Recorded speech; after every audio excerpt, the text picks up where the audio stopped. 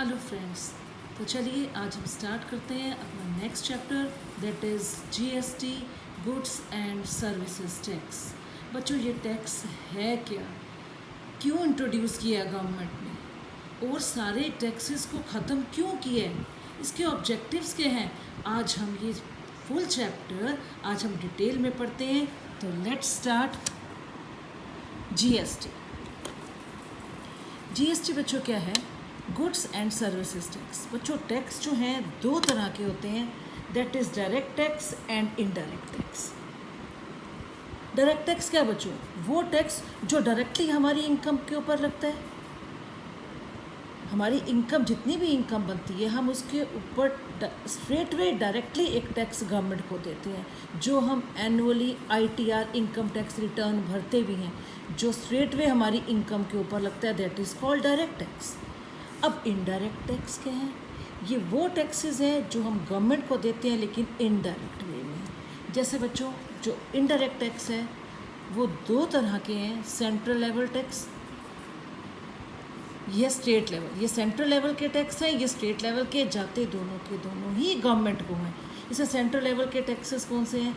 Excise duty, service tax, central sales tax, octroi and entry tax जो हम goods की manufacturing के time देते हैं, purchase tax, entertainment tax, VAT, value added tax, luxury tax and taxes on lottery.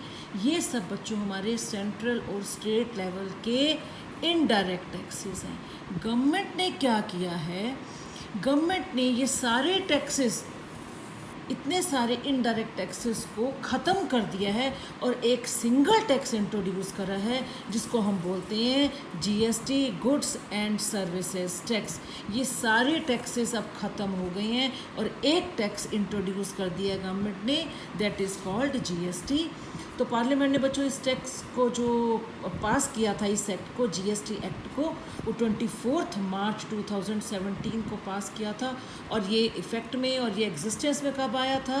1 July 2017 से ये tax लगना शुरू हो गया था। It came into an effect on 1 July 2017। तो आप समझ लो जीएसटी है क्या?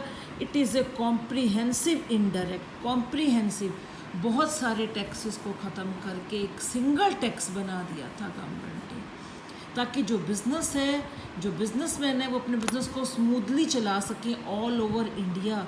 ये GST all over India same चलते हैं, इनके अलग अलग स्लैब्स होती हैं बच्चों।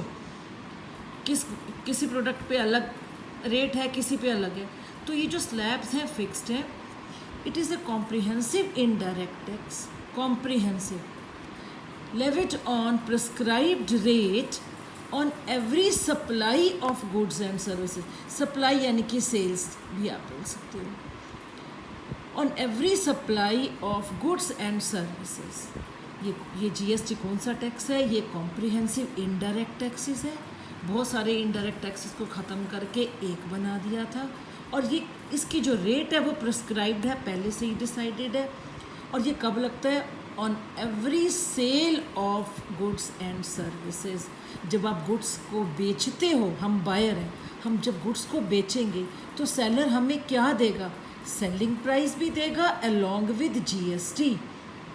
वो हम सेलिंग प्राइस जो हमने चार्ज किया है वो प्लस जीएसटी हमें देगा। हम सेलर हैं, बायर देता है ये सेलर को, बायर देता है जो खरीद रहा है, बायर देता है सेलर को, और सेलर ये जीएसटी जो उसने बायर से लिया है ये स्ट्रेट वे गवर्नमेंट को जमा करा देता है। Except on petroleum and alcoholic products for human consumption. ये जो जीएसटी है पेट्रोलियम प्रोडक्ट्स और अल्कोहलिक प्रोडक्ट्स के ऊपर नहीं लगता। अब आपको आज बच्चे इसके फीचर्स करते हैं। फर्स्ट फीचर लो जीएसटी का। GST is a comprehensive indirect tax. Comprehensive, अभी हमने पढ़ा है, this tax has replaced all the indirect taxes. बहुत सारे इनडायरेक्ट टैक्सेस मैंने अभी आपको बताए हैं। जीएसटी ने इन सबको रिप्लेस करके एक टैक्स बन गया है, ऑल द इनडायरेक्ट टैक्सेस, और ये किसने कर लगाए हैं? By central and state government के जो भी टैक्सेस थे वो ख़त्म हो गए हैं और एक सिंगल टैक्स बन गया है, दैट इज़ कॉल्ड जीएसटी। तो फर्स्ट फीचर इसका ये हो गया। सेकेंड बच्चे यूनिफॉर्म जीएसटी रेट, ये सेम रहेगी बच्चे। Uniform means similar in every state. India में जीएसटी है, हर स्टेट में सेम रेट अप्लाई होगा। से फॉर एग्जांपल इलेक्ट्रॉनिक प्रोडक्ट्स पे 18% है, तो ये 18% हर स्टेट में इलेक्ट्रॉनिक प्रोडक्ट्स के ऊपर 18% ही रेट रहेगा। अलग अलग स्टेट में अलग अलग चार्ज नहीं होगा। थर्ड लो बच्चों, GST is a value added tax. इसको ज़रा ध्यान से समझना। वैल्यू जो ऐड करी जाती है, वैल्यू एडिड के ऊपर ये टैक्स लगाया जाता है जीएसटी का। It is a value added tax. ये कॉस्ट पे कभी नहीं लगता, ध्यान रखना। It does not apply on cost. क्यों? Because GST paid is set off against GST collected. पहले तो ये सोचो बच्चे, जो जीएसटी हम पे कर रहे हैं, बायर हमें दे रहा है, हम सेलर हैं, सेलर ने जीएसटी इकट्ठा कर ली है, वो हम किसको पे करते हैं? गवर्नमेंट को। जो जीएसटी पे कर रहे हैं उसको इनपुट जीएसटी भी बोलते हैं, और जो जीएसटी हमें रिसीव हुआ है, जीएसटी कलेक्ट हुआ है, उसको हम आउटपुट जीएसटी बोलते हैं। तो जो हम पे कर रहे हैं बच्चों eight the time of purchasing of goods, जो जीएसटी हम पे कर रहे हैं, जिसको हम इनपुट जीएसटी भी बोल रहे हैं, इसको हम राइट ऑफ करा लेंगे किस में से? ये सेट ऑफ अगेंस्ट कहाँ से सेट ऑफ हो जाएगा? जो जीएसटी हमने कलेक्ट करा है at the time of sale of goods. ये आउटपुट जीएसटी है at the time of sale of goods, ये इनपुट जीएसटी है एट द टाइम ऑफ जो हम पे करते हैं at the time of purchase of goods. अब इसको ये एग्जांपल लेके समझा रही हूँ आपको ये point. A purchase goods for rupees 1 lakh and sales these goods to B for rupees 1.5 lakh. A ने गुड्स परचेज करे 1 लाख के और आगे बी को दे दिया 1.5 लाख रुपए में बेच दिया, और जीएसटी की जो रेट है 12% पहले से ही प्रिस्क्राइब्ड रेट है। अब देखो, ए ने गुड्स परचेज करे, ए बायर है, फर्स्ट केस देखो, ए ने 1 लाख के परचेज करे, ऑब्वियसली बायर देगा जीएसटी, जिससे भी परचेज करे उसने। ए ने जीएसटी पे करा 1 लाख का 12%, जीएसटी पेड बाय ए ने पे करा 12,000, 1 लाख का 12% 12,000। और फिर उसने क्या करा? Sales these goods to B.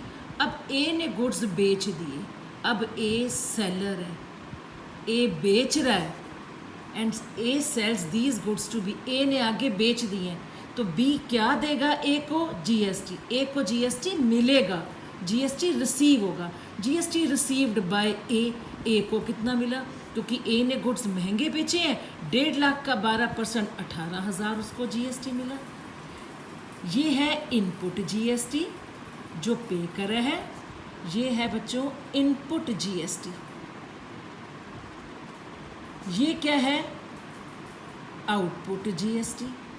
ये मिला है, तो इट मीन्स जो हमने पे करा इनपुट जीएसटी, ये कहाँ से सेट ऑफ होगा? आउटपुट जीएसटी से, यानी कि जितना हमने कलेक्ट किया, जितना जीएसटी हमें रिसीव हुआ है, इट मीन्स 12,000 18,000 में से सेट ऑफ राइट ऑफ हो जाएंगे। तो ए अल्टीमेट गवर्नमेंट को कितना देगा? 6,000, क्योंकि ए ने पे कितना करा? 12,000। ए को मिले रिसीव कितना हुआ है? 18,000। तो अल्टीमेट ए कितना देगा गवर्नमेंट को? 6,000 जीएसटी ए पे करेगा गवर्नमेंट को। बैंक के खाते में ये 6,000 जाएंगे। तो जो वैल्यू ऐड हुई है उसके ऊपर टैक्स लगा है, तो GST is a value added tax. Next feature है GST paid is not a cost. GST जो पे कर रहे हैं, यानी कि इनपुट जीएसटी की बात हो रही है, ये परचेज़र के लिए, बायर के लिए खर्चा नहीं है, ये एक असेट है। क्यों?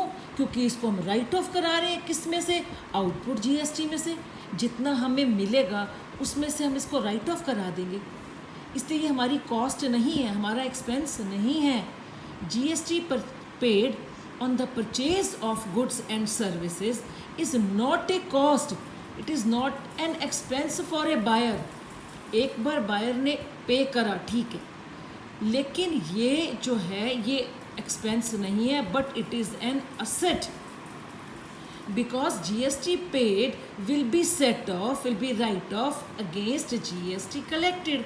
हमने जो पे करा है, जैसे अभी हमने यहाँ पे किया था, इसको कहाँ से सेट ऑफ कराया था हमने, जितना हमें GST कलेक्ट किए उसमें से राइट ऑफ करा लिया था, तो ये हमारा एक्सपेंस नहीं है, बट ये GST इनपुट GST हमारा क्या हुआ, it is an asset for the buyer. तो ये बचे थे GST का मीनिंग और ये GST के फीचर्स। अब हम करते हैं what are the objectives of GST।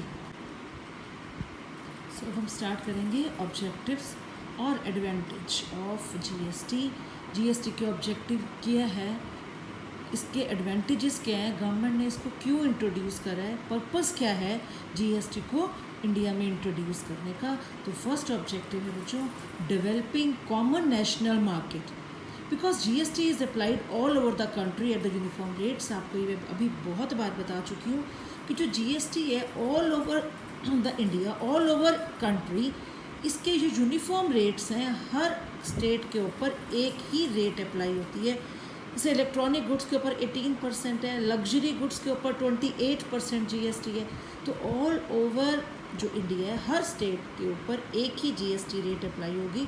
सो इससे क्या होगा, जब रेट यूनिफॉर्म होगी, so it has developed common national market, एक कॉमन नेशनल मार्केट डेवलप हो जाएगी और बिजनेसमैन बिजनेस को स्मूथली चला पाएगा with the uniform GST rate. Ease of doing business इससे कनेक्टेड है। अच्छा, GST से पहले क्या होता था, बहुत सारे इनडायरेक्ट टैक्सेस थे हमारे पास, तो बिजनेसमैन को हर टैक्स के लिए लाइसेंस लेना पड़ता था। एक्साइज ड्यूटी पे करनी है, एंटरटेनमेंट टैक्स है, so many indirect taxes are there. Businessman has to take so many license for each tax. बहुत सारी फॉर्मेलिटीज़ थी जो बिजनेसमैन को कंप्लीट करनी होती थी। So the introduction of GST, जैसे ही GST इंट्रोड्यूस हुआ, ये सारी फॉर्मेलिटीज़ जो थी वो ख़त्म हो गई हैं और बिजनेसमैन को आप जो बिज़नेस करना है वो इजी हो गया है, क्योंकि उसको पता है ऑल ओवर इंडिया एक ही रेट है जो है GST। हमें अलग अलग टैक्सेस के लिए अलग अलग लाइसेंस, परमिशन और 100 तरह की फॉर्मेलिटीज़ नहीं करनी पड़ेंगी। इसलिए बिजनेसमैन के लिए GST के इंट्रोडक्शन से बिज़नेस करना जो है वो बहुत ही इजी हो गया है। नेक्स्ट करते हैं बच्चे, नेक्स्ट ऑब्जेक्टिव है no cascading effect on GST।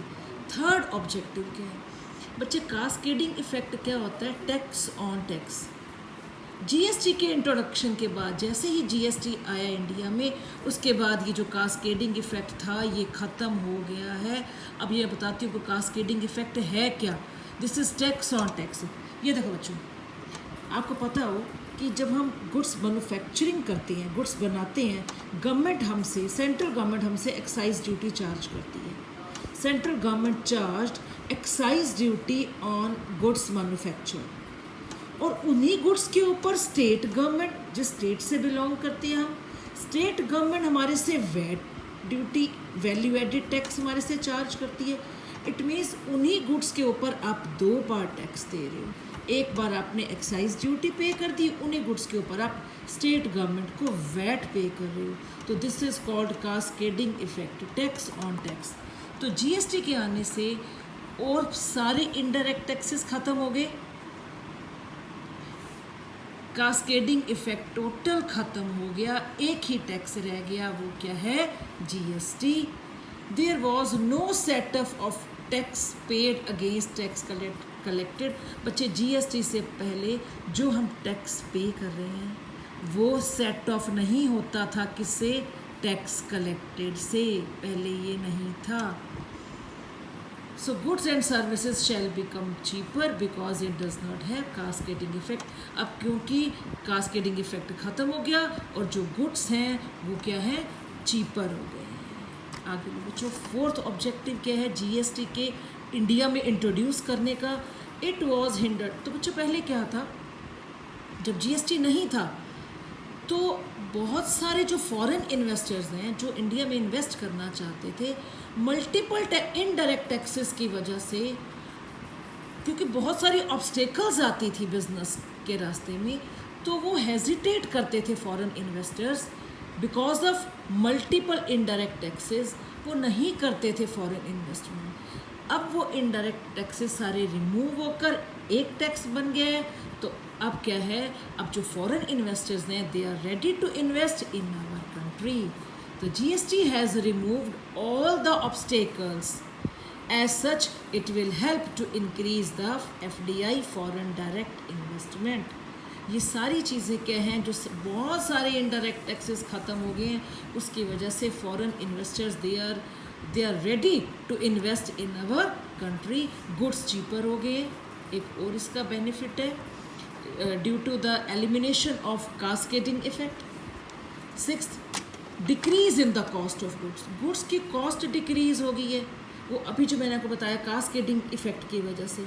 Central government, हम जो गुड्स बना रहे हैं, सेंट्रल गवर्नमेंट हमारे से एक्साइज ड्यूटी चार्ज कर रही है, उन्हीं गुड्स के ऊपर स्टेट गवर्नमेंट हमारे से वैट ड्यूटी चार्ज कर रही है। तो ये हम दो बार टैक्स के ऊपर टैक्स दे रहे थे और डबल पे कर रहे थे।